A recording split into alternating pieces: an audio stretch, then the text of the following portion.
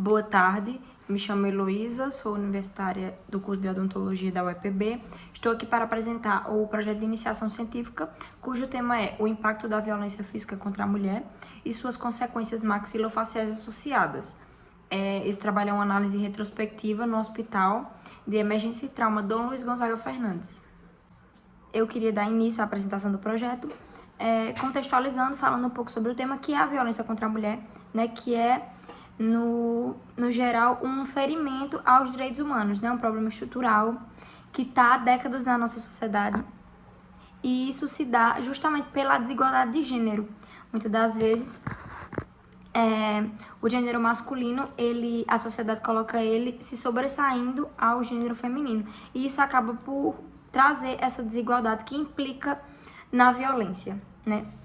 Caracterizando e definindo a violência através da base assim, de gênero, a gente tem tanto a violência física como violência sexual, violência psicológica, entre diversos tipos de violência, né? Algumas violências que envolvem apenas a coerção, a ameaça, a restrição de liberdade, por exemplo. Mas o foco do nosso trabalho, obviamente, é a violência física. E essa violência física, ela gera consequências, e tanto maxilofacial quanto traumas, né, psicológicos que a mulher vai passar a vida inteira para tratar, e talvez ainda assim não se sinta bem em falar sobre isso, ou carregue essas deformidades físicas, tanto que podem ser tanto temporárias quanto permanentes ao longo da vida, né? Óbvio que a violência física, ela não é apenas física, né? Existe um impacto emocional, então aí está envolvido o emocional, o social, o econômico, o físico, tudo isso, né, engloba esse tema que é a violência física. E é de extrema importância estudos que abordem a gravidade desses traumas para saber exatamente a forma de identificação, né? Como identificar um trauma gerado por violência física de um trauma qualquer, né? De qualquer outro tipo de trauma, como a queda da própria altura, por exemplo, como qualquer outro trauma, né? Então é importante estudos que abordem a gravidade desses traumas, justamente para os médicos, para os cirurgiões dentistas, bucomaxilos, eles terem esse olhar mais aguçado para identificar realmente e saber, obviamente, como tratar essa vítima. Então, como objetivo principal do trabalho, a gente vai ter a análise e prevalência das lesões maxilofaciais, né? Foi feita a identificação através de um formulário criado para esse projeto definitivamente, e a gente fez a revisão de registros médicos, né, no Hospital de Trauma, que é referência em Campina Grande, na Paraíba. Fizemos essa identificação dessas prevalências dessas lesões, né, para identificar quais os padrões realmente são vistos em lesões oriundas de traumas em violência contra a mulher, por exemplo. Então, o objetivo é detectar essas lesões, né, que foi feito isso, identificamos e registramos os tipos de lesão e tipos de trauma que acometeram a região maxilofacial sofridos por essas mulheres nesse período de tempo de 2018 a 2022. Então, analisamos todos esses padrões, justamente como eu falei anteriormente, para saber até a melhor forma de tratamento, né? Saber esses padrões de lesão, para já saber o que estão enfrentando realmente quando chega a um centro de emergência e trauma como esse, uma mulher vinda se queixando de uma violência física, já sabe mais ou menos como é esse norte para tratamento, né? Falando um pouco sobre o perfil sociodemográfico das vítimas, a gente nesse formulário descreve as características sociais e demográficas das mulheres que apresentam traumas maxilofaciais devido à violência, e incluímos também fatores como idade, estado civil, nível de escolaridade e histórico de violência, né? Existe uma idade específica que eu vou falar posteriormente na discussão, e nível de escolaridade, o histórico de violência também vai estar mais atrelado ao convívio familiar, né? Geralmente o agressor das vítimas é uma pessoa que aquela vítima ela convive. Então, esse histórico de violência tá totalmente ligado a isso, né? Essa recorrência, esses locais de trauma estão totalmente relacionados à vítima conhecer o agressor. Sobre o tratamento e o cuidado hospitalar, é exatamente como a gente vem falando ao longo dessa apresentação. A gente vai determinar o tipo de traumatismo maxilofacial e o melhor procedimento, a menor maneira a ser adotada para o tratamento, no caso, né? Então, avaliando bem, tendo a prevalência dessas lesões, vai se avaliar o cuidado oferecido à vítima durante a estadia hospitalar e incluindo a forma de tratamento e o suporte emocional e físico que deve ser dado a essa vítima. Falando um pouco sobre a metodologia, o tipo de pesquisa e o local. A pesquisa foi feita com um estudo de campo quantitativo, retrospectivo, observacional e transversal. E o local foi no Centro de Referência e Trauma Dom Luiz Gonzaga Fernandes, na cidade de Campina Grande, que é referência em toda a Paraíba e engloba também algumas cidades do Rio Grande do Norte e de Pernambuco. A população amostra vai ser justamente os prontuários, né, de mulheres que foram vítimas de lesões maxilofaciais, né, por trauma causados por algum tipo de violência nos anos de janeiro de 2018 a dezembro de 2022. A análise desses prontuários, no caso desses 5 anos, com foco justamente em lesões maxilofaciais. E quando eu digo que o foco é justamente em lesões maxilofaciais, é porque vai entrar aí no critério de inclusão e exclusão. No critério de inclusão, obviamente, as mulheres que foram vítimas de trauma nessa região, né, por algum tipo de violência, e exclusão os casos de lesões, os casos que não tiveram nenhum tipo de lesão facial, né, a mulher foi vítima de violência, mas foi em outra parte do corpo, ou que tenham dados insuficientes, porque, como eu falei, foi feito um prontuário justamente para esse projeto. Então, os prontuários que tinham dados insuficientes, infelizmente, eles entraram no critério de exclusão. Como também os dados em que as mulheres eram vítimas de violência, mas não acometiam a região da maxilofacial, também entraram em exclusão. Como resultado, né, a gente vai ter o levantamento de dados que foi feito no Núcleo de Epidemiologia do Hospital de Trauma de Campina Grande. Eles disponibilizaram uma tabela de registro pra gente, onde ao escrever agressão física aparecia, e os anos, né, de 2018 a 2022, aparecia todas as pessoas que deram entrada nesse hospital vítimas de algum tipo de agressão física. O que acontece?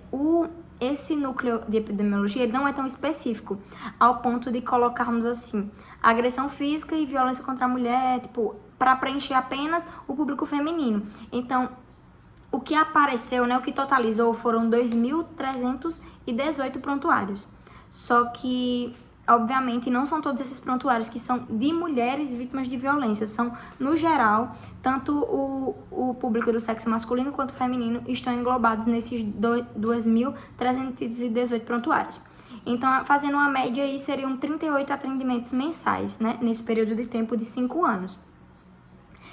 Temos também a fonte de informações, que é os prontuários que eles foram coletados exclusivamente no SAMI, né? Então, a gente tem no núcleo de epidemiologia a tabela das pessoas, mas os prontuários eles foram coletados exclusivamente no SAMI, que é o Serviço de Arquivo Médico e Estatístico do Hospital de Campina Grande, utilizando justamente o filtro agressão física, né? Que foi lá que, quando a gente teve acesso aos prontuários, a gente conseguiu separar a quantidade de prontuários que existia, né? Os 2.318 prontuários, e conseguimos minimizar isso para o público-alvo, no caso, só as pessoas que entravam em inclusão no projeto, né? Os critérios de inclusão e exclusão, após a leitura e essa análise, a gente excluiu 2.298 prontuários, porque eles não atendiam aos critérios. Critérios esses que eu falei anteriormente, sejam eles uma mulher que foi vítima de violência, mas não acometeu a região maxilofacial, ou uma mulher que foi vítima de violência acometendo a região maxilofacial, mas os dados estavam insuficientes, né? Então, quando a gente fez esse filtro e tiramos essas pessoas que não atenderam aos critérios da pesquisa, a gente resultou em 20 prontuários incluídos, né? Referentes a pacientes com traumas na região maxilofacial e que tinham as informações completas para preencher o formulário.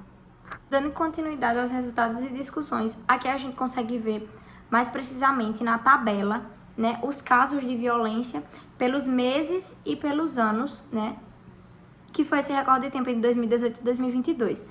O perfil dos casos locais, eles foram identificados como 20 prontuários, como eu falei anteriormente, de mulheres com trauma na região maxilofacial, decorridos de violência, sendo 11 casos dessas violências domésticas, principalmente feitas por maridos ou companheiros. Um caso foi em assalto e 2 casos foram de estupro. A maioria das vítimas, elas tinham um perfil de serem mais jovens, né? Elas tinham entre 29 de 20 a 29 anos, né? 70% delas. 65% delas residiam na cidade de Campina Grande, né? E a distribuição dos agressores, né? Entre os casos dessas violências domésticas, a gente tinha 8 sendo praticadas por maridos ou companheiros, 4 sendo feitas por ex-companheiros, 3 por familiares, sejam pais, padrastos, filhos, irmãos ou netos, e 2 não tinham identificação do agressor.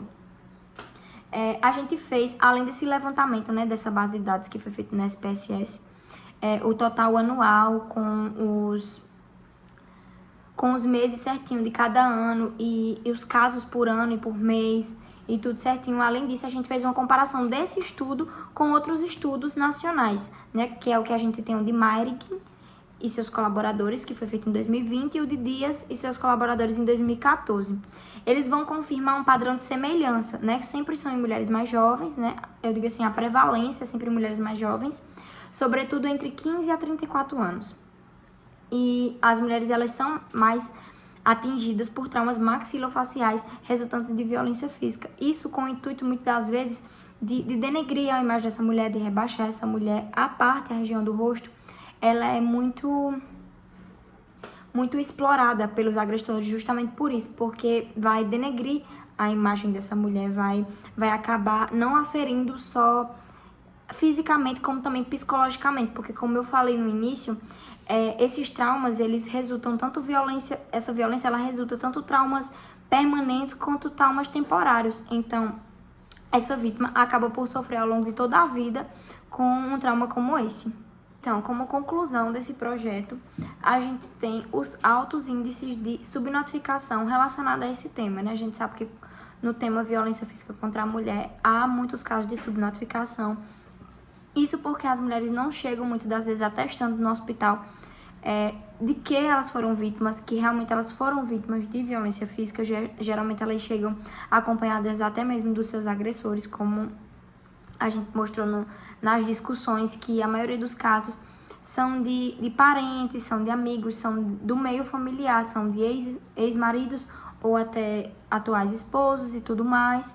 Então, há geralmente esse caso esperado de subnotificação. E a gente nota-se que é ainda maior no centro de trauma de Campina Grande, justamente porque o tema violência contra a mulher, ele não está abordado no centro epidemiológico como um tema separado. Ele está incluído as demais violências físicas. Então, acaba, muitas das vezes, por esses casos de subnotificação virem exatamente daí, da falta mesmo de organização e planejamento desses prontuários, né?